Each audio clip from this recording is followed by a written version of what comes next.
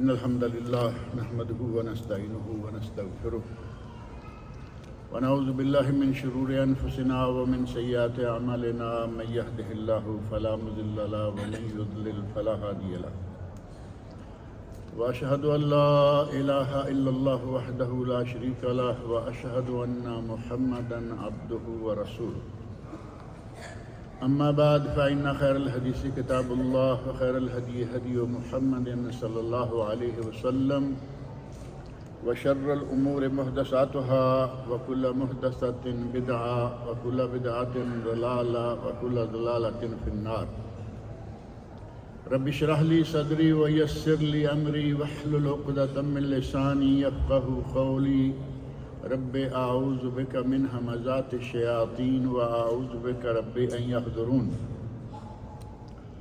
أعوذ بالله السميع العليم من الشيطان الرجيم ولو يؤاخذ الله الناس بظلمهم ما ترك عليها من دابة ولكن يؤخرهم إلى أجل مسمى فإذا جاء أجلهم لا يستأخرون ساعة ولا يستقدمون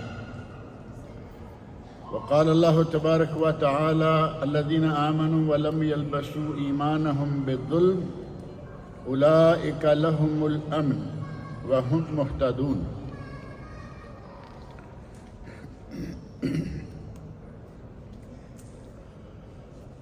دنیا ظلم سے بھی بھری ہوئی ہے اور گناہوں کا بازار بھی بڑا گرم ہے، یہ کسی سے پوشیدہ نہیں ہے۔ اور خاص طور پر ان دنوں جب کہ ہم اپنے سامنے دیکھتے ہیں کہ گھروں میں فساد، گلی بازار میں فساد، محلے میں فساد، شہروں میں فساد، ملکوں میں فساد، اور فساد اللہ رب العزت نے قرآن کریم میں فرمایا ہے کہ یہ فساد کیوں آتا ہے، یہ جو بگاڑ ہے، ہر طرف فساد نظر آتا ہے، اس کی وجہ کیا ہے؟ فرمایا ظہر الفساد فی البر والبحر بما کسبت ایدی الناس،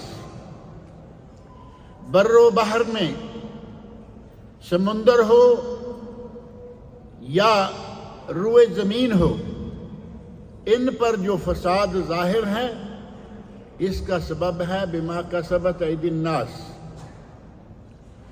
لوگوں کے ہاتھوں کی کمائی۔ اور لوگوں کے ہاتھوں کی کمائی سے مراد صرف ہاتھوں کی کمائی نہیں، اصل مفہوم یہ ہے کہ لوگوں کے اپنے گناہ۔ دنیا میں اگر فساد موجود ہے، بر و بحر ہر جگہ فساد پایا جاتا ہے، تو اس کا سبب بما کسبت ایدی الناس، جو لوگوں کے کرتوت ہیں، جو لوگوں کے اعمال ہیں، ان کے نتیجہ میں یہ آتا ہے۔ اگر لوگ کتاب اللہ اور سنت رسول کو اپنائے رکھیں، اللہ رب العزت کے اوامر پر عمل کریں، اللہ رب العزت کے نواہی، جن چیزوں سے اللہ تعالیٰ نے، رسول اللہ صلی اللہ علیہ وسلم نے منع کر رکھا ہے، ان چیزوں سے باز رہیں، تو مسلمان دنیا میں فوز و فلاح پا جائیں۔ وہ آیات جو آپ تقریباً ہر جمعہ میں سنتے ہیں، نکاح کے موقع پر پڑھی جاتی ہیں اور خطبات و دروس کے دوران پڑھی جاتی ہیں، یا ایھا الذین آمنوا اتقوا اللہ وقولوا قولا سدیدا، اے لوگو اللہ کا تقوی اختیار کرو، اے وہ لوگو جو ایمان لائے ہو، اللہ سے ڈر جاؤ، وقولوا قولا سدیدا، اور سچی پکی بات کہو، یصلح لکم اعمالکم، اللہ رب العزت تمہارے اعمال کی اصلاح کر دے گا، ویغفر لکم ذنوبکم، اور تمہارے گناہوں کو بخش دے گا، ومن یطع اللہ ورسولہ، جو شخص اللہ رب العزت اور اس کے رسول صلی اللہ علیہ وسلم کی اطاعت و تابعداری کرے گا، فقد فاز فوزًا عظیما، وہ بہت ہی عظیم کامیابی پا گیا۔ اللہ رب العزت نے وَمَن يُطِعِ اللَّهَ وَرَسُولَهُ ان دو چیزوں کا بطور خاص حکم دیا کہ اگر اللہ رسول کی اطاعت کرو گے تو کامیابی پا جاؤ گے، اور عام کامیابی نہیں، فوزاً عظیما، بہت ہی عظیم، بہت ہی بڑی کامیابی۔ اگر کوئی جنت کو حاصل کر لے تو کیا اس سے بڑی کامیابی کوئی اور ہے؟ انسان کے لیے سب سے بڑی کامیابی یہ ہے کہ وہ اللہ کی رضا، اللہ کی جنت حاصل کرنے کے قابل ہو جائے۔ اور اللہ رب العزت نے وعدہ فرمایا اللہ رسول کی اطاعت کریں، اور ان دو چیزوں کی اطاعت کا اللہ رب العزت نے قرآن کریم میں نبی اکرم صلی اللہ علیہ وسلم نے اپنے ارشادات میں بار بار حکم دیا، بار بار،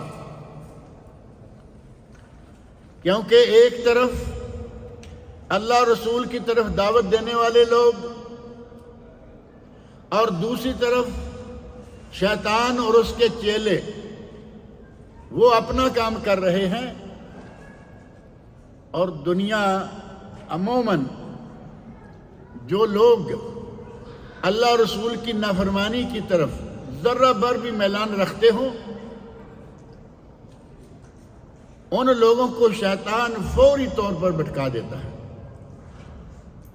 اس لیے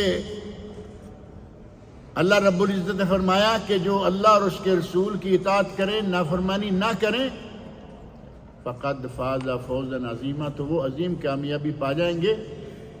ایک طرف آپ دیکھیں، اس بات کو سمجھنا بہت آسان ہے کہ ایک طرف اللہ رسول کے احکام ہیں، اس کی طرف دعوت دینے والے بے شمار لوگ ہیں، اور دوسری طرف شیطان اور اس کے چیلے ہیں۔ شیطان کی ایک آواز، وہاں بہت بڑا مجمع نظر آئے گا، اور اللہ رسول کی طرف دعوت دینے والے شب و روز اپنا کام کر رہے ہیں، لگتا ہے کہ ان کا کوئی اثر ہی نہیں۔ آپ اس بات کا اندازہ کرنا چاہیں تو وہ پروگرام ہمارے یہاں پاک و ہند میں خاص طور پر بڑے سر عام کچھ ایسے پروگرام ہوتے ہیں جس میں گانا بجانا، ڈھول ڈھمکا، ایک چھوٹا سا اعلان کر دیں کہ فلاں شہر کے فلاں ہال میں یا فلاں گراؤنڈ میں فلاں سنگر، فلاں اداکار یا فلاں شخص آنے والا ہے، چھوٹے سے اعلان کی ضرورت ہے، وہ میدان بھرا ہوا نظر آئے گا، وہ ہال بھرا ہوا نظر آئے گا، اور وہاں پیسے دے کے جانا ہے، پیسے دے کے بھی جائیں گے، کیونکہ ان کے پیچھے کام کرنے والی مشنری جو ہے وہ بہت بھاری ہے، اور وہ ہے شیطان، ابلیس لعین۔ اسی حال میں، اسی میدان میں یہ اعلان کر دیجئے کہ ملک کا سب سے بڑا عالم دین، حافظ قرآن، قاری، سب سے بڑا واعظ اور خطیب آ رہا ہے، اور فری میں آئیں گے اور کھانا بھی کھلائیں گے۔ صرف سن کے نہیں چلے جانا، کھانا بھی کھلائیں گے۔ آپ اندازہ کر لینا، آپ کو پتہ چل جائے گا کہ ایک شیطان کا اثر کتنا ہے اور دوسری طرف کیا حال ہے۔ اسی لیے اللہ رب العزت نے خاص طور پر فرمایا کہ اے ایمان والو، اللہ کا تقوی اختیار کرو، سچی پکی بات کرو، تمہارے گناہوں کو اللہ تعالیٰ معاف کر دے گا، اور اللہ رسول کی اطاعت کرو۔ وَمَن يُطِعِ اللَّهَ وَرَسُولَهُ، یہ شرط ہے، جو اللہ اور اس کے رسول کی اطاعت کرے گا فقد فاز فوزا عظیما، وہ عظیم کامیابی پا جائے گا۔ اور اللہ رب العزت کی ہم لوگوں پر بہت بڑی رحمت ہے، غلط جگہوں پہ ہمارا جانا خوشی خوشی خرچہ کر کے اللہ رب العزت دیکھ رہا ہے، جانتا ہے۔ گناہوں کا ارتکاب شب و روز، دن کو گناہ، رات کو گناہ، اللہ رب العزت دیکھ رہا ہے۔ اللہ کی نافرمانیاں، رسول اللہ صلی اللہ علیہ وسلم کی نافرمانیاں، ان سب کو اللہ رب العزت دیکھ رہا ہے۔ اللہ سے کیا کوئی چیز پوشیدہ ہے؟ ہرگز نہیں۔ اس کا علم پوری دنیا کو محیط ہے، سمندروں میں کیا، پہاڑوں میں کیا، وادیوں میں کیا، میدانوں میں کیا، کہیں بھی کچھ بھی ہو اللہ رب العزت کے علم میں ہے۔ ہمارے یہاں قسم اٹھانے کے لیے ایک لفظ استعمال کیا جاتا ہے، اگر بندے کا عقیدہ ہو تو وہ لفظ ٹھیک ہے۔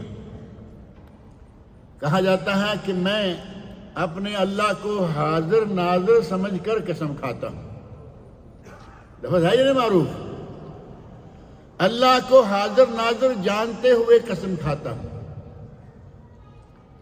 اگر بندے کا عقیدہ صحیح ہے کہ اللہ رب العزت اپنے علم اور قدرت کے ساتھ ہر جگہ موجود ہے، علم اور قدرت کے ساتھ، ذات کے ساتھ نہیں، علم محیط ہے پوری کائنات، اور اس کی قدرت اور علم، قدرت و علم کے حساب سے وہ ہر جگہ، جب وہ ہر جگہ ہر چیز کو جانتا ہے تو گویا کہ وہ وہاں موجود ہے، لیکن بذات ہی اللہ کہاں ہے؟ نبی اکرم صلی اللہ علیہ وسلم نے ایک کنیز سے پوچھا تھا، بڑا مشہور مسئلہ ہے، چھوٹا سا، اور بچوں کو عموماً سکھلایا جاتا ہے، جو لوگ دین سے تعلق رکھتے ہیں ان کے چھوٹے سے بچے سے پوچھو کہ اللہ کہاں ہے، این اللہ، تو کیا جواب دیں گے؟ صرف اتنا بھی کر دیں گے تو ان کے لیے کافی۔ ثم استوى علی العرش، اللہ رب العزت اپنے عرش پر مستوی ہے، اللہ رب العزت اپنے عرش پر مستوی ہے، لیکن اس کا علم ہر جگہ موجود ہے۔ اگر اس معنی میں کہا جائے نا کہ میں اللہ کو حاضر ناظر سمجھتے ہوئے، ناظر تو وہ ہے، دیکھتا ہے ہر چیز کو، جانتا ہے ہر چیز کو، لیکن حاضر وہ ہر جگہ نہیں، بذات ہی وہ عرش پر ہے، اپنے علم اور قدرت کے ساتھ ہر جگہ حاضر ہے۔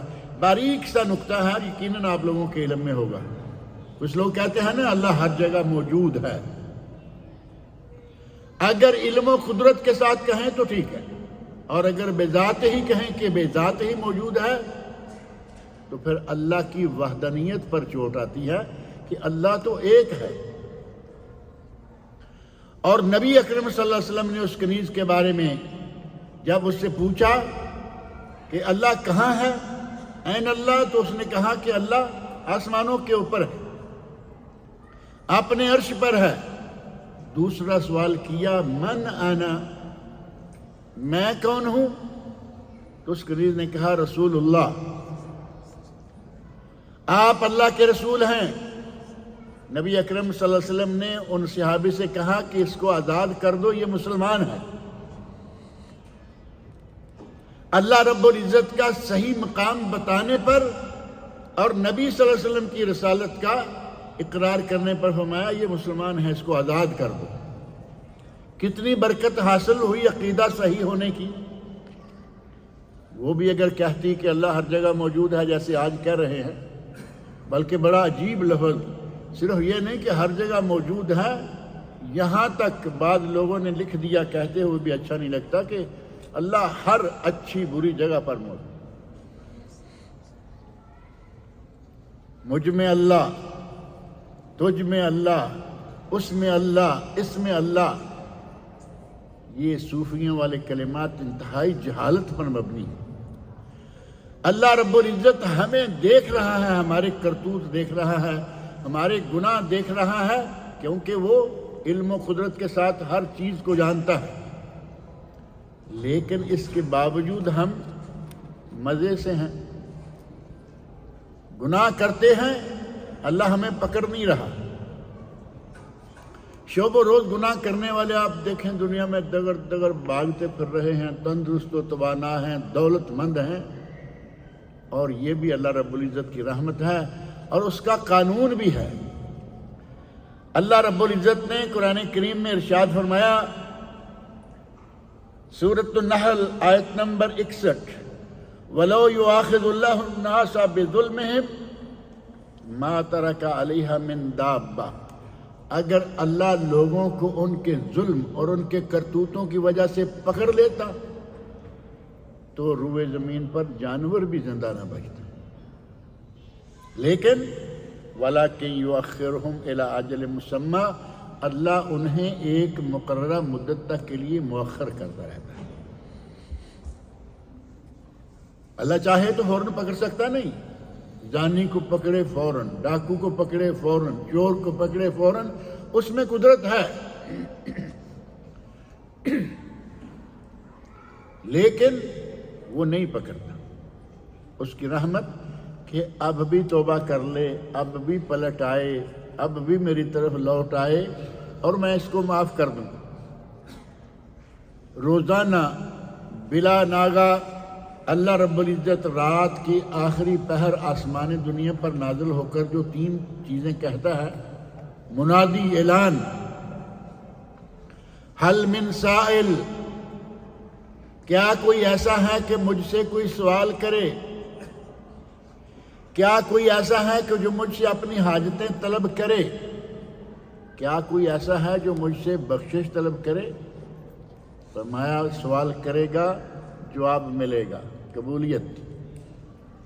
کوئی حاجت طلب کرے گا حاجت ملے گی، اور مغفرت طلب کرے گا تو مغفرت دی جائے گی، بخشش کی جائے گی۔ گویا کہ وہ بلا ناغہ اپنے بندوں کو معاف کرنے کے لیے، اگر کوئی آدمی گناہ کرتا ہے، بعض روایات میں آتا ہے کہ اللہ اس کے گناہ کو تھوڑا مؤخر کرنے کا کہتا ہے کہ رہنے دو، شاید یہ توبہ کر لے، اور اگر توبہ نہیں کرتا وہ تو پھر اس کے کھاتے میں لکھ دیا جاتا ہے۔ یہ اللہ کی رحمت ہے یا نہیں؟ اسی بات کا ذکر اس سورہ نحل کی آیت نمبر 61 میں اللہ تعالیٰ نے فرمایا وَلَٰكِن يُؤَخِّرُهُمْ إِلَىٰ أَجَلٍ مُّسَمًّى، انہیں فوری طور پر نہیں پکڑتا بلکہ ان کے گناہوں پر بھی انہیں چھوٹ دیے رکھتا ہے، اور ایک مقررہ مدت تک کے لیے مؤخر کرتا چلا جاتا ہے۔ فَإِذَا جَاءَ أَجَلُهُمْ، اور جب ان کی اجل، جب ان کی موت کا، جب ان کی پکڑ کا وقت آ جاتا ہے، اس وقت لا يستأخرون ساعة ولا يستقدمون، اب وہ مالدار ہو، وہ امیر ہو، وہ فقیر ہو، وہ غنی ہو، وہ بادشاہ ہو، وزیر ہو، چاہے کوئی بھی ہو، جب ہماری طرف سے پکڑ آ گئی، ملک الموت کو ہمارا حکم ہو گیا کہ اس کو پکڑ لو، لا يستأخرون ساعة ولا يستقدمون، تو پھر ایک گھڑی آگے نہیں اور ایک گھڑی پیچھے نہیں، جو مقررہ وقت ہے اس وقت وہ پکڑا جائے گا، اور جب اللہ نے پکڑ لیا تو پھر چھڑا سکتا ہے کوئی اللہ سے؟ ہمارے یہاں تو ذہن ہے نا، آپ نے سنا ہے اللہ کا پکڑا چھڑائے محمد، محمد کا پکڑا چھڑا کوئی نہیں سکتا صلی اللہ علیہ وسلم۔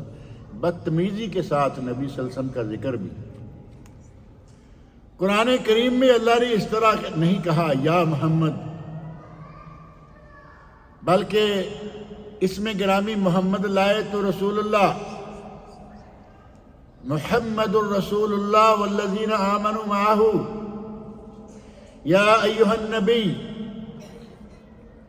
اور شاعر بدتمیزی نبی پاک صلی اللہ علیہ وسلم کو یوں ذکر کر رہا ہے جیسے کہ کوئی اپنا ساتھ کا آدمی ہو، اللہ کا پکڑا چھڑائے محمد، نعوذ باللہ۔ اردو تو سارے اچھی طرح سمجھتے ہیں نا، اپنے باپ کو ایسے کو کہہ سکتا ہے کہ تم چھڑا لو مجھے؟ ہمارے یہاں اردو میں بھی آپ کا لفظ موجود ہے، آپ بھی نہیں، جناب بھی نہیں، رسول اللہ بھی نہیں، اللہ کا پکڑا چھڑائے محمد، محمد کا پکڑا چھڑا کوئی نہیں سکتا، گویا کہ اس کا کوئی اپنا لگا لانا ہے۔ کبھی کبھی شاعر کچھ اچھی بات کہتے ہیں لیکن تھوڑے، کبھی کبھار، عموماً ان سے اسی طرح کی غلطیاں ہوتی ہیں، اور ہمارے کتنے ایسے لوگ ہیں اس قسم کے شعروں کی تشریح ایسا گھما پھرا کے لائیں گے، اپنے کہتے ہیں کہ ہاتھوں پہ تیل جما دیا، سرسوں، ہاتھوں پہ سرسوں جما دی، اس طرح کا انداز۔ اللہ رب العزت اگر کسی کو پکڑ لے تو اسے کوئی نہیں چھڑا سکتا۔ اللہ کی پکڑ بہت سخت ہے، ان بطش ربک لشدید، اللہ کی پکڑ بہت سخت ہے، اگر وہ کسی کو پکڑ لے تو پھر اس سے کوئی نہیں چھڑا سکتا۔ یہ دعوے لوگ کرتے ہیں تم ہمیں ماہانہ سالانہ نذرانہ دیتے رہو، تمہیں ہم چھڑا لیں گے۔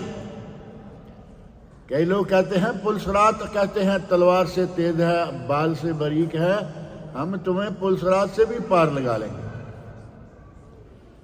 یعنی تم اپنے آپ کو اس بات پہ تیار رکھو کہ ہمارے حضرت آنے والے ہیں، ان کے لیے نذرانہ، یا ہم حضرت کے پاس جانے والے ہیں نذرانہ۔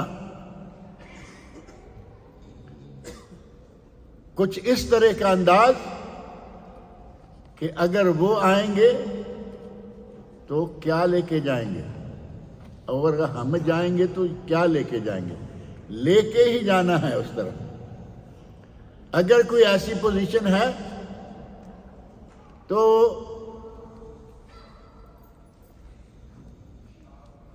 اگر کہیں ایسا ہے جو آدمی سمجھتا ہے کہ میں چھڑا لوں گا، اس آدمی کو اللہ رب العزت سے ڈرنا چاہیے۔ اللہ کے پکڑے کو کوئی نہیں چھڑا سکتا، اور اللہ کی پکڑ جو ہے وہ بہت سخت ہے۔ اذا جاء اجلهم، اللہ رب العزت فرمایا فاذا جاء اجلهم لا يستخرون ساعة ولا يستقدمون، جب اپنی زندگی کوئی نہیں بچا سکتا تو اور پکڑ کون چھڑائے گا؟ اور یہ اللہ رب العزت کا ارشاد ہے، ایک گھڑی نہ آگے اور نہ ایک گھڑی پیچھے۔ فرمایا کہ اگر اللہ لوگوں کو ان کے ظلم پر فوری طور پر پکڑتا تو زمین پر جانور بھی کوئی نہ زندہ رہتا۔ دوسری آیت اس سے ملتی جلتی سورہ فاطر کی آیت 45 ہے، وَلَوْ يُؤَاخِذُ اللَّهُ النَّاسَ بِمَا كَسَبُوا مَا تَرَكَ عَلَى ظَهْرِهَا مِن دَابَّةٍ۔ کسبوا کسب، ظہر الفساد فی البر والبحر بما کسبت ایدی الناس، وہ بھی کسب اور یہاں بھی کسب۔ اور ہمارے یہاں پنجابی میں کسب کہے نا تو اس کا معنی بھی کرتوت ہی ہوتا ہے، کسب۔ اور ویسے کسب کا معنی کمائی، یہ تو معروف ہے نا۔ اللہ نے فرمایا وَلَوْ يُؤَاخِذُ اللَّهُ النَّاسَ بِمَا كَسَبُوا، اگر اللہ لوگوں کے کرتوتوں پر انہیں پکڑنے پہ آئے، مَا تَرَكَ عَلَى ظَهْرِهَا مِن دَابَّةٍ، تو وہ اس زمین پر جانور کو بھی نہ چھوڑے، وَلَكِنْ يُؤَخِّرُهُمْ إِلَىٰ أَجَلٍ مُّسَمًّى، وہ انہیں ایک مقررہ مدت کے لیے مؤخر کرتا رہتا ہے۔ فَإِذَا جَاءَ أَجَلُهُمْ فَإِنَّ اللَّهَ كَانَ بِعِبَادِهِ بَصِيرًا، جب کسی کی موت آ جائے، کسی کا وقت آ جائے، اللہ اپنے بندوں کو جاننے والا ہے، خوب جاننے والا ہے، یعنی اس سے کوئی مقابلہ نہیں کر سکتا، اس کی پکڑ سے کوئی چھڑا نہیں سکتا۔ ہمارے یہاں آج ظہر الفساد فی البر والبحر، فساد کی شکلیں بے شمار۔ آپ دیکھیں اللہ رب العزت نے قرآن کریم میں خواتین کے بارے میں فرمایا وَقَرْنَ فِي بُيُوتِكُنَّ، وَقَرْنَ فِي بُيُوتِكُنَّ، اپنے گھروں میں رہو۔ اب اس کا مطلب یہ بھی نہیں ہے کہ عورت اپنے گھر سے نکل ہی نہیں سکتی۔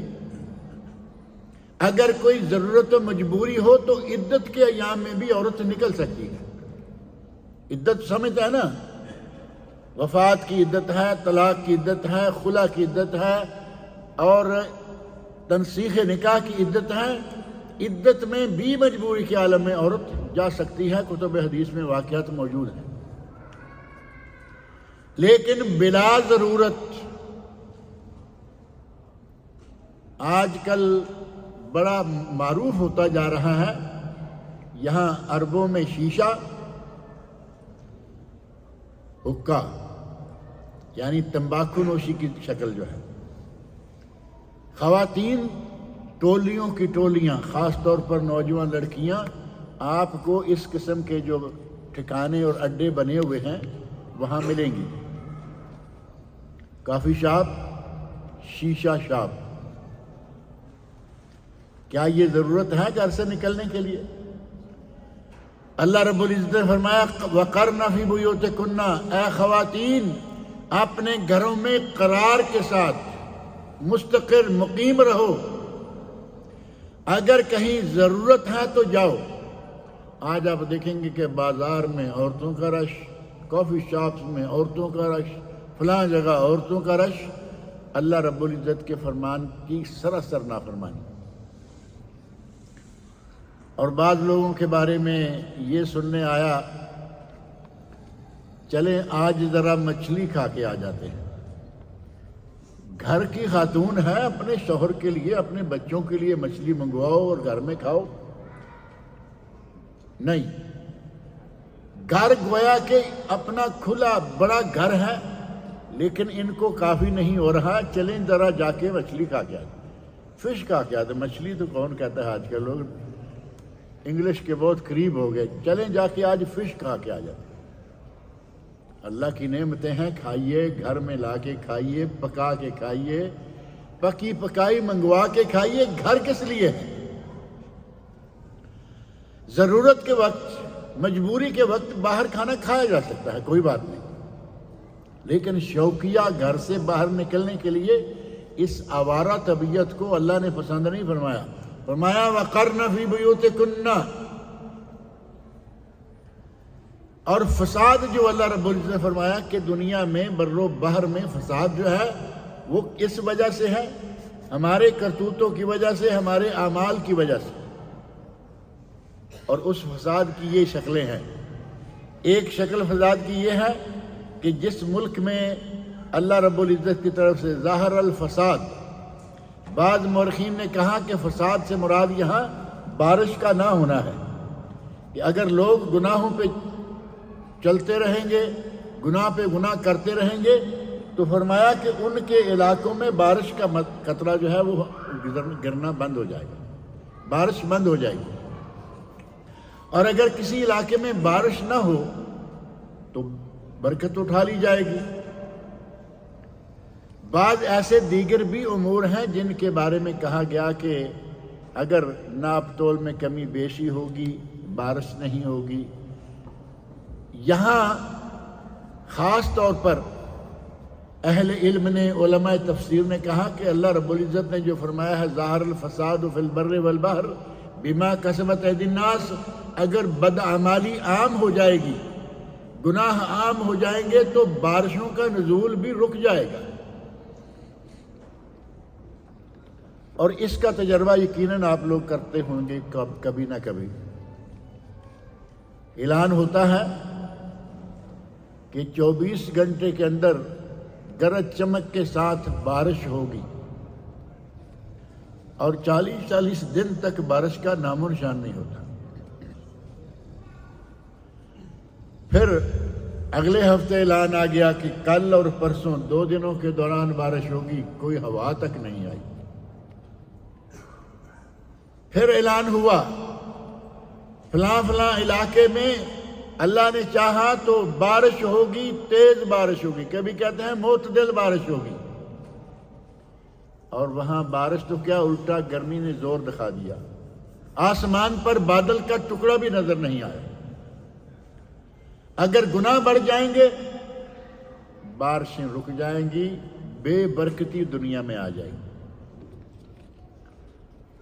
اور موجودہ حالات آپ کے سامنے ہیں، جیسے میں نے شروع میں عرض کیا کہ گناہ کا دورہ ہے، جہاں کہیں ذرا کچھ ایسی بات آئی فوری طور پر لوگ پہنچتے ہیں، غلط جگہ، غلط جلسے، غلط جلوس، غلط اجتماعات، وہاں رش ہے، اور جہاں دین کا معاملہ آئے گا وہاں یہ لوگ نظر بھی نہیں آئیں گے۔ اللہ رب العزت نے یہ سلسلہ جو ہے انسان کے لیے اس طرح بنایا کہ یہ رجوع کرے اللہ کی طرف، اللہ کی طرف رجوع کر لے۔ اللہ رب العزت کبھی کسی کو بیماری سے آزماتا ہے، اور وہ بندے کو عذاب نہیں دینا چاہ رہا. کوئی سمجھے کہ بیماری ہے تو عذاب ہے. اللہ رب العزت بندے کو تھوڑا سا ٹچ کر کے یہ موقع دیتا ہے کہ پلٹ آؤ. جیسے معمولی سا ٹچ ہوتا ہے نا، کسی کو بخار آ گیا، کسی کو کوئی اور تکلیف ہو گئی، پلٹ آؤ. گاڑی لگ گئی، تکلیف ہے نا، پیسہ خرچ ہوگا، بعض دفعہ چوٹیں بھی آ جاتی ہیں، پلٹ آؤ. اللہ رب العزت انسان کو مختلف قسم کی مشکلات میں مبتلا کر کے یہ موقع دیتا ہے کہ اب بھی موقع ہے، باز آ، باز آ، باز آ، ہر آنچ ہستی باز آ. تم کوئی بھی ہو باز آ جاؤ گناہوں سے. گر صد بار توبہ شکستی باز آ. اے بندے اگرچہ تو 100 بار توبہ کر کے توبہ توڑ چکا ہے تب بھی باز آ جا اور پھر توبہ کر لے. اللہ رب العزت بندے کو یہ چھوٹی چھوٹی مشکلات، چھوٹے چھوٹے مسائل، چھوٹی چھوٹی مصائب، ان میں پھنسا کر عذاب نہیں دے رہا. اپنے بندوں کو وہ دنیا میں موقع دیتا ہے، توجہ دلاتا ہے کہ تھوڑا میری طرف بھی دھیان کرو، کھاؤ میری نعمتیں، مزے اڑاؤ میری نعمتوں سے، اور مجھے یاد تک بھی نہ کرو. باز آ جاؤ، پلٹ آؤ. اور دنیا میں اگر اس وقت امن و امان کی کمی ہے تو اس کی ایک بہت بڑی وجہ جو ہے وہ ہمارے یہاں خاص طور پر پاکستان، انڈیا، بنگلہ دیش، شاید نیپال بھی شامل کر لیں کیونکہ وہ بھی اس طرح مسلمان تو وہاں بھی ہیں، لیکن ہمیں اپنے پاک و ہند کی خاص طور پر خبر ہے. بنگلہ دیش چونکہ پاکستان سے نکلا ہے یا بھارت سے، یہ دونوں ملک نکلے، بنگلہ دیش بھی پاکستان بھی، ان کا سب کا ماحول ایک جیسا ہے. اور اس پورے خطے میں، بر صغیر میں، سب کانٹیننٹل میں آپ دیکھیں گے کہ جگہ جگہ شرک کے اڈے قائم ہیں، جگہ جگہ. آپ کوئی محلہ دیکھیں، آپ کوئی شہر دیکھیں، حتیٰ کہ آپ کوئی بڑا گاؤں دیکھیں، آپ کو مزار مل جائے گا. جبکہ اللہ رب العزت نے ارشاد فرمایا ہے، اللہ رب العزت ارشاد فرماتے ہیں الذین آمنوا ولم یلبسوا ایمانہم بالظلم. جو لوگ ایمان لائے، ان کو ذرا ہاتھ لگائیں، جو لوگ ایمان لائے اور انہوں نے اپنے ایمان کو ظلم کے ساتھ خلط ملط نہیں کیا. دیکھیں اللہ رب العزت کا بیان کرنے کا انداز ایمان ہے، اور یہاں جو ظلم کا لفظ آیا ہے یہ شرک کے لیے ہے. الذین آمنوا ولم یلبسوا ایمانہم بالظلم، جو لوگ ایمان لائے اور انہوں نے اپنے ایمان کو ظلم کے ساتھ خلط ملط نہیں کیا. ظلم یہاں کیا ہے؟ خود نبی اکرم صلی اللہ علیہ وسلم نے فرمایا شرک، ایمان والوں کا شرک. ایمان والے مشرک ہو سکتے ہیں یا نہیں؟ ہمارے یہاں ایک بڑا مسئلہ ہے آج کل، کہتے ہیں جی مسلمان مشرک ہو ہی نہیں سکتے. جبکہ یہ بات میں کئی مرتبہ عرض کرتا رہتا ہوں کہ اگر ایک زانی ہے تو اس کو کیا کہتے ہیں؟ مسلمان بھی ہے. زانی ہے، زنا کرتا ہے تو زانی ہے، چوریاں کرتا ہے تو چور ہے، ڈاکے ڈالتا ہے تو ڈاکو ہے، قتل کرتا ہے تو قاتل ہے. شرک کرتا ہے تو کون ہوگا؟ مشرک ہوگا یا نہیں؟ 2 اور 2 4 کی طرح کا آسان مسئلہ ہے لیکن اڑ جائیں گے. نہیں جی مسلمان مشرک کیسے؟ بھائی کھلے ہوئے غیر اللہ سے مددیں مانگنا، کھلے ہوئے غیر اللہ کو سجدے کرنا، غیر اللہ کو پکارنا. کل ایک صاحب نے پاکستان سے میسج کیا اور اس نے کہا کہ ہمارے کوئی عزیز ہیں، ان کا ایک پیر ہے اور اس کا نام تنویر ہے.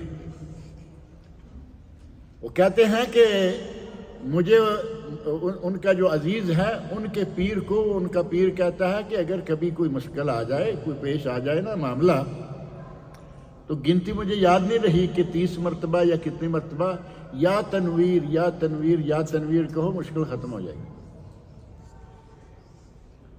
اب بتائیے غیر اللہ کی ندا ہے یا نہیں؟ کھلی کھلی، بجائے اس کے کہ اس رب سے مانگو جو ہر چیز پر قادر ہے، اس سے مانگ رہے ہو جسے اس نے پیدا کیا، جس کے قبضے میں اس کی جان ہے، اور جس کے اشارے کے بغیر یہ ایک حرکت بھی نہیں کر سکتا۔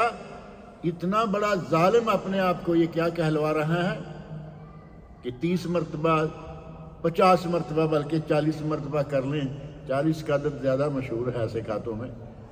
40 مرتبہ یا تنویر یا تنویر یا تنویر کہو، تمہارا مسئلہ حل ہو جائے۔ کیا کہیں گے؟ پیر صاحب تو وہ مانتے ہیں لیکن یہ مشرک ہے یا نہیں؟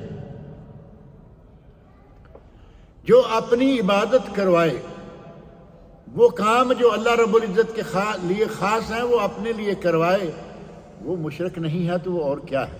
اب اس کے ماننے والے اسے مشرک کیسے مانیں گے؟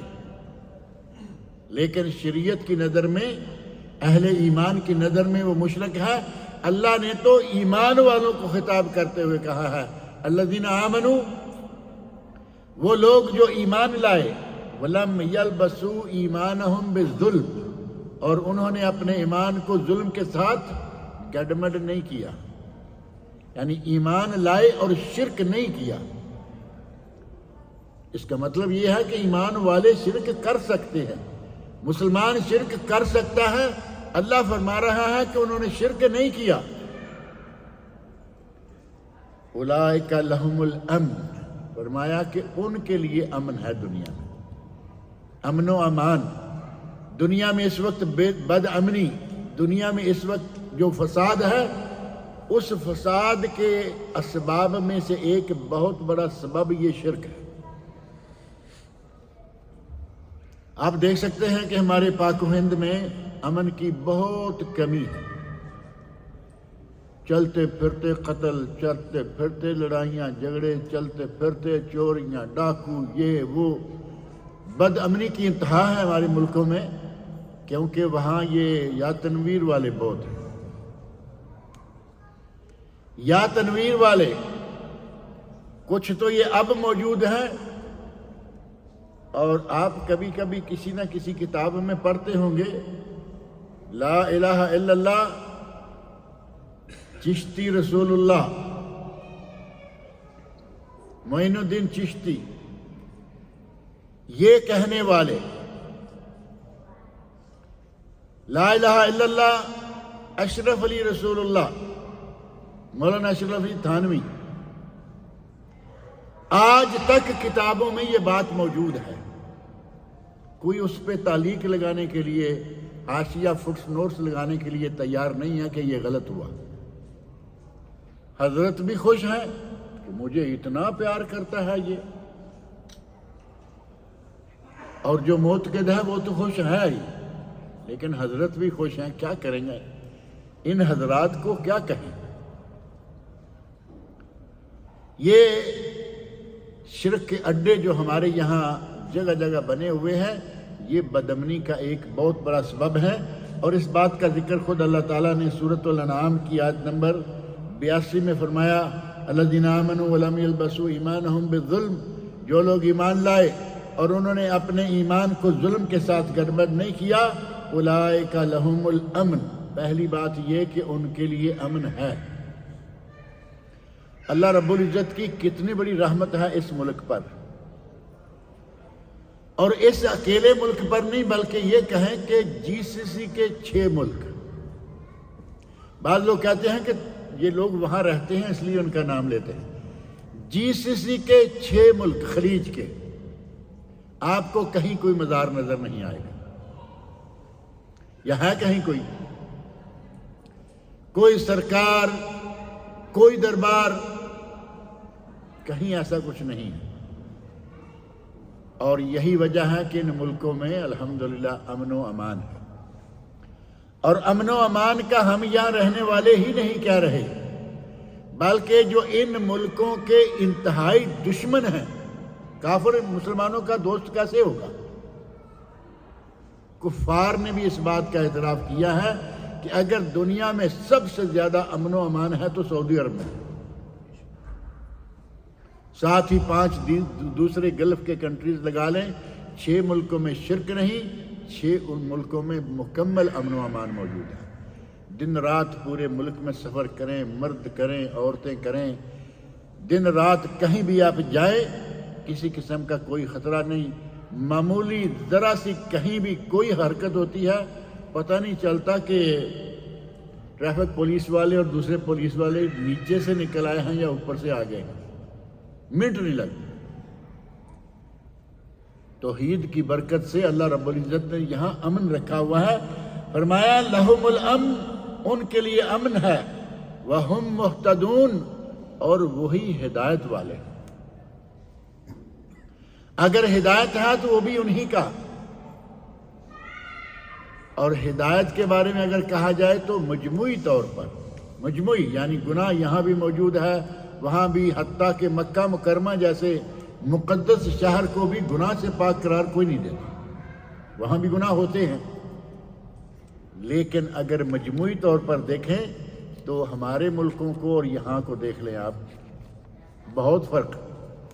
لیکن خاص طور پر جس بات پر اللہ رب العزت نے اسپیشل امن کا اور ہدایت کا وعدہ فرمایا وہ ہے عدم شرک، اللہ کی توحید۔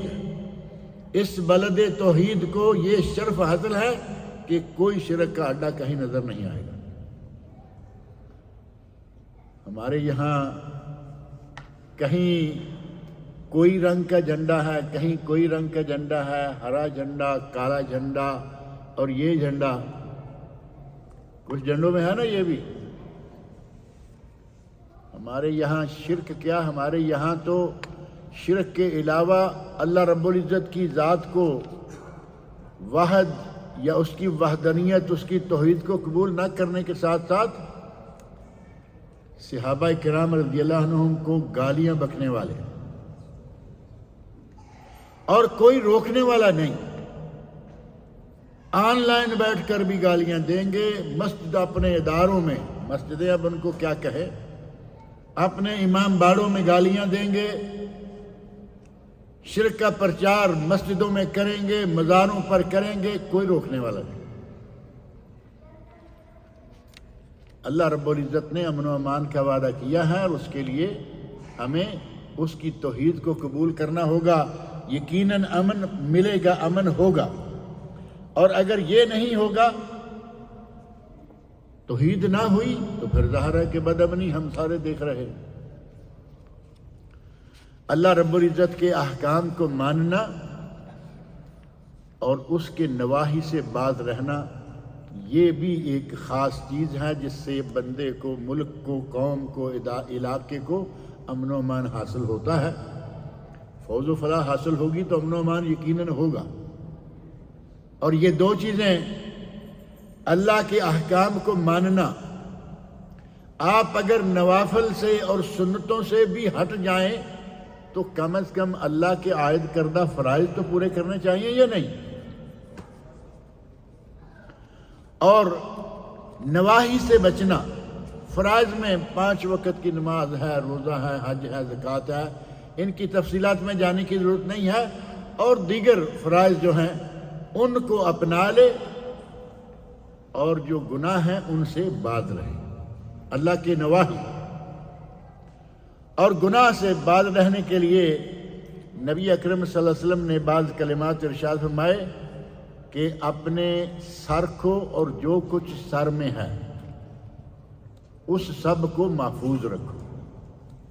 سر کو، راس وما وعا، سر کو اور جو کچھ سر میں ہے ان کو محفوظ رکھو۔ سر میں کیا کچھ ہے؟ دماغ ہے، سب سے پہلی بات۔ دماغ کو آوارگی سے روکو کہ وہ ادھر کے ادھر کے غلط سلط پلان بناتا رہے، غلط سلط باتیں سوچتا رہے۔ گناہ کی ایک شکل یہ بھی ہے کہ آدمی غلط افکار، غلط سوچیں اور اب اس کا دھیان غلط لائنوں پہ ایسا چڑھا ہوا ہے، کہیں جا نہیں رہا، بیٹھا ہوا ہے۔ اور بعض لوگوں کی حالت یہاں تک سننے میں آئی کہ بیٹھے بیٹھے افکار کے نتیجہ میں انہیں احتلام ہو جاتا ہے۔ کیا یہ اچھے افکار ہوں گے؟ دماغ کو بد خیالی سے، دماغ کو آوارگی سے محفوظ کریں۔ اور سر میں ہی آنکھیں بھی ہیں، اس سے اوپر آنکھیں بھی ہیں نا، سر کا جتنا حصہ ہے، آنکھوں کو محفوظ رکھو۔ چلتے پھرتے ہر حال میں، باہر بھی اور گھر بھی۔ آدمی کہہ سکتا ہے کہ باہر تو ٹھیک ہے آنکھوں کو محفوظ رکھ، گھر میں کیا محفوظ رکھنا ہے؟ بیوی ہے، بچے ہیں، بہن بھائی، ہمارے پاس گھر میں بہت کچھ ہے، ٹیلی ویژن بھی گھر میں ہی ہے نا، موبائل بھی گھر میں ہے۔ آپ کچھ لوگوں کو موبائل میں غلط چیزیں دیکھنے سے روکتے ہیں، گھر کے افراد کو، وہ سامنے تو نہیں دیکھ رہے، لیکن ایسے واقعات والدین نے بتائے کہ ہم بڑی کوشش کرتے ہیں روکنے کی، بچے بستر میں گھس کر موبائل کھول لیتے ہیں۔ آنکھوں کو بچائیں، کانوں کو بچائیں غیبتوں سے۔ غیبتیں کرنا بھی گناہ، غیبتیں سننا بھی گناہ، اور بہت بڑا گناہ، اتنا بڑا گناہ کہ اللہ رب العزت نے فرمایا مردہ بھائی کا گوشت کھانے سے بھی بدتر۔ وَلَا يَغْتَبْ سورۃ الحجرات، وَلَا يَغْتَبْ بَعْضُكُمْ بَعْضًا أَيُحِبُّ أَحَدُكُمْ أَن يَأْكُلَ لَحْمَ أَخِيهِ مَيْتًا فَكَرِهْتُمُوهُ۔ کیا تم میں سے کوئی اپنے مردہ بھائی کا گوشت کھانا چاہے گا؟ اگر کسی کو کہا جائے تو وہ اس سے نفرت کرے گا۔ گویا کہ غیبت کرنا مردہ بھائی کا گوشت کھانے سے بھی بدتر ہے۔ کانوں سے نہ غیبت سنو، زبان سے نہ غیبت کرو، کانوں سے نہ غلط سلط چیزیں سنو، زبان سے نہ غلط سلط باتیں نکالو۔ کئی لوگ اتنے عادی ہوتے ہیں، قدم قدم پر گالی، بات بات پر گالی۔ وما يلفظ من قول الا لديه رقیب عتید۔ ما يلفظ من قول الا لديه رقیب عتید۔ اللہ نے فرمایا کہ ایک لفظ بھی تمہاری زبان سے نکلتا ہے، لکھنے والے موجود ہیں، کرامن کاتبین۔ لہذا زبان پر کنٹرول رکھو، زبان سے بے شمار تباہ کاریاں نکلتی ہیں، غیبتیں، گالی گلوچ، یہ وہ زبان کی تباہ کاریاں۔ پچھلے دنوں میں نے یہاں ذکر کیا تھا کہ ہماری ایک ایڈٹ کردہ کتاب بنگلور سے شائع ہو رہی ہے، وہ الحمدللہ ہو کے آ چکی ہے، اور پاکستان میں، انڈیا میں مختلف اداروں سے یہ کتابیں چھپی ہیں، جس میں صرف زبان کی تباہ کاریاں بتائی گئی کہ کتنے گناہ ہیں جو زبان سے سرزد ہوتے ہیں۔ زبان پر کنٹرول رکھیں، آنکھوں پر کنٹرول رکھیں، اپنے کانوں پر کنٹرول رکھیں۔ یہ ہے الراس وما وعا، سر اور جو کچھ اس میں ہے اس کی حفاظت کرو، اور بطن، پیٹ کی اور جو کچھ پیٹ میں ہے اس کی حفاظت کرو۔ اب پیٹ کی حفاظت کیا ہوگی؟ سب سے پہلی بات یہ کہ پیٹ میں حرام نہ جائے، پیٹ میں حرام داخل نہ ہو، اپنی کمائی کو حلال رکھو، کیونکہ قیامت کے دن محشر کے میدان میں جب تک 4 چیزوں کا جواب نہیں دیا جائے گا، بندہ اپنی جگہ سے ذرہ برابر ہلنے نہیں پائے گا۔ لا تزول قدم عبد یوم القیامہ حتی یسأل عن 4، قیامت کے دن بندے کا پاؤں اپنی جگہ سے ہلنے نہیں پائے گا جب تک وہ 4 چیزوں کا جواب نہیں دے دے گا۔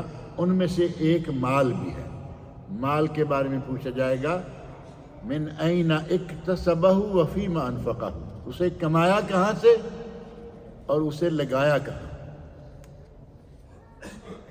ناجائز طریقے سے، حرام طریقے سے کمایا اور پھر حرام طریقے سے لگایا حرام طریقے حرام جگہ پر، غلط سلط اور ناجائز چیزیں خریدنا حرام پہ ہے یا نہیں؟ یہ تبذیر بھی ہے۔ اسراف ایک ہوتا ہے کہ آدمی جائز اور حلال چیزیں زیادہ خرید لے، ضرورت سے زیادہ، یہ اسراف ہے جسے ہم فضول خرچی کہتے ہیں۔ لیکن ہمارے یہاں ترجمہ کرتے ہوئے عموماً تبذیر کا ترجمہ بھی فضول خرچی ہی کی جاتا ہے، جبکہ اسراف اور تبذیر میں فرق ہے۔ اسراف ہے جائز اور حلال چیز ضرورت سے زیادہ، اور تبذیر ہے ناجائز چیز چاہے 1 روپے کی بھی کیوں نہ ہو۔ 1 روپیہ بھی اگر ناجائز چیز پر، حرام چیز کو خریدنے پر لگائیں گے تو وہ تبذیر ہے۔ وَلَا تُبَذِّرْ، اور اللہ تعالیٰ قرآن حکیم میں فرما رہا ہے کہ تبذیر نہ کرو۔ إِنَّ الْمُبَذِّرِينَ كَانُوا إِخْوَانَ الشَّيَاطِينَ، تبذیر کرنے والے، ناجائز جگہ پہ پیسہ خرچ کرنے والے شیطان کے بھائی۔ ان چیزوں سے اپنے پیٹ کو حرام سے بچائیں، ہمیشہ حلال کھائیں، حلال کمائیں، حلال کی ہی کوشش کریں، اور پیٹ کے ساتھ ہی شرمگاہ ہے اگر اس کی بھی حفاظت کریں تو انشاءاللہ بیڑا جو ہے وہ آسانی سے پار ہو جائے گا۔ اللہ رب العزت مجھے اور آپ سب لوگوں کو نیک عمل کی توفیق عطا فرمائے، اور ہمیں خاص طور پر شرک جیسے بہت بڑے کبیرہ گناہ سے بچائے۔ نبی صلی اللہ علیہ وسلم نے شرک کے بارے میں آپ نے فرمایا اکبر الکبائر، کبیرہ گناہوں میں سے بھی سب سے بڑا۔ اور قرآن کریم میں 2 جگہیں ایسی ہیں کہ اگر آپ کے ذہن میں رہیں تو آدمی بڑی آسانی سے سمجھ سکتا ہے کہ جب نبی نہیں بچ سکتے شرک کر کے تو ہم کون ہیں کہ شرک بھی کریں اور بچے بھی رہیں۔ اللہ رب العزت نے 18 انبیاء کے نام لیے، نام باقاعدہ لیے،